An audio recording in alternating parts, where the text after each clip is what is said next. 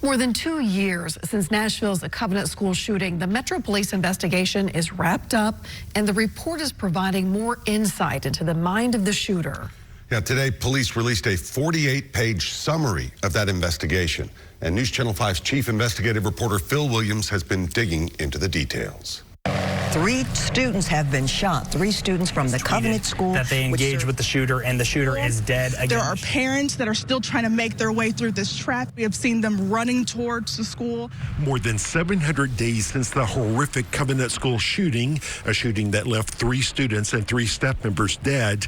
This final summary from the Metro Nashville Police Department's investigation concludes the shooter, 28-year-old Audrey Hale, acted alone, and the mentally ill perpetrator had a single goal in mind. In short, the report concludes the motive determined over the course of the investigation was notoriety.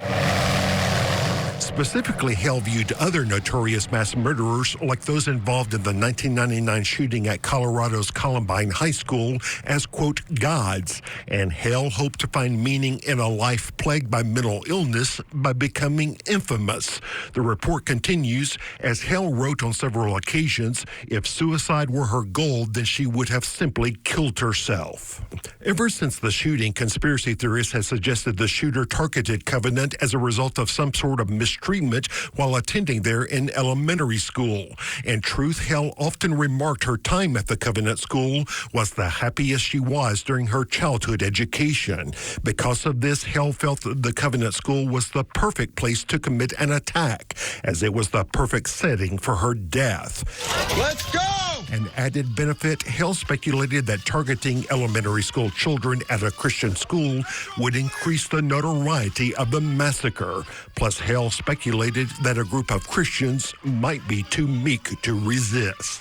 The report also describes a shooter who was highly depressed and highly suicidal throughout her life. She embraced her death at the end of the attack and considered any other outcome as failure. As to why Hale's mental health professionals never alerted authorities that their client might be on the verge of committing a heinous act, the report concludes she had enough experience with the mental health care system to understand which topics to avoid with her providers and how to manipulate them into believing her documented issues with homicidal and suicidal ideations were well in her past.